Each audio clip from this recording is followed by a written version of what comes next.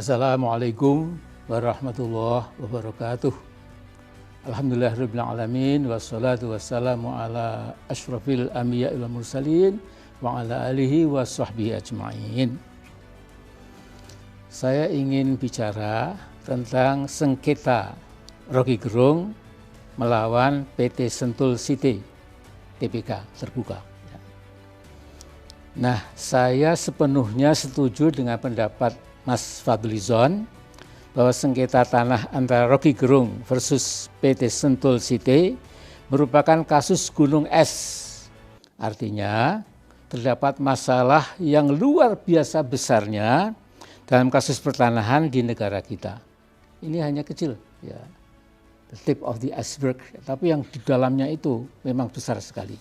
Nah, meminjam istilah Sekjen KPA, Konsorsium Pembaharuan Agraria, Dewi Sartika, sekarang ini 66% daratan Indonesia dikuasai oleh 1% kelompok pengusaha dan korporasi besar. Bayangkan. Ya. Ketimpangan penguasaan lahan ini merupakan yang terburuk ya, sejak Undang-Undang Pokok Agraria nomor 5 tahun 60 disahkan.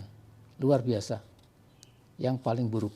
Nah, teman saya, sahabat saya Syafi'i Marif, tumben sekali ini berani tegas mengenai penguasaan lahan atau tanah daratan di negara kita yang menurut saya memang sudah menghina bangsa Indonesia. Artinya dengan penguasaan lahan yang luar biasa oleh mereka itu, para bandit ekonomi katakanlah, itu betul-betul sudah menghina bangsa Indonesia. Nah, Syafi'i bilang 80% tanah dikuasai konglomerat Indonesia, 80%. Yang 13% dikuasai konglomerat asing, ini kata Syafi'i Marif. Dus hanya 7% tanah di Indonesia yang kepemilikannya dimiliki oleh masyarakat biasa. Nah, saya kira Pak Syafi'i, Anda perlu lebih sering bernahi mungkar, jangan hanya amar ma'ruf saja. Maaf ya, kita masih bersahabat. Nah, PT Bukit Sentul sekarang menjadi PT Sentul City Tbk, berdiri pada April 1993, pada waktu itu masih jaya-jayanya rezim Orde Baru. Oleh BPN Kabupaten Bogor lewat 2 HGB, Sentul City menguasai 3.000 hektar di wilayah Kabupaten Bogor tersebut. 3.000 hektar. 1 hektar itu 10.000 meter persegi, jadi Sentul menguasai lahan 30 juta meter persegi. Dan penguasaan tanah yang seluas itu ada di Jawa, pulau yang sudah amat sangat padat penduduknya. Nah, Saudara MS Kaban, mantan Menteri Kehutanan kita, pernah mengatakan sekitar 74% tanah atau lahan di DKI, Jakarta, sudah dimiliki oleh beberapa korporasi atau juga oknum-oknum tertentu. Nah, pertanyaannya siapa yang salah dalam hal ini? Menurut saya para bandit besar pertanahan itu juga itu salah, ya, jelas. Tetapi lebih salah lagi rezim penguasa yang memungkinkan penjarahan tanah itu menjadi legal sekalipun menghancurkan rasa keadilan. Dan juga menghina Pancasila dan Undang-Undang Dasar kita, terutama pasal 33 ayat 3 yang menyebutkan, walaupun saya sudah hafal, supaya jangan salah saya baca, bumi, air dan kekayaan yang terkandung di dalamnya dikuasai oleh negara dan dipergunakan untuk sebesar-besarnya kemakmuran rakyat. Bukan sebesar-besar kemakmuran konglomerat dan korporatokrat, juga bukan untuk para birokrat tanpa martabat yang telah menjadi kacung para konglomerat dan korporatokrat itu.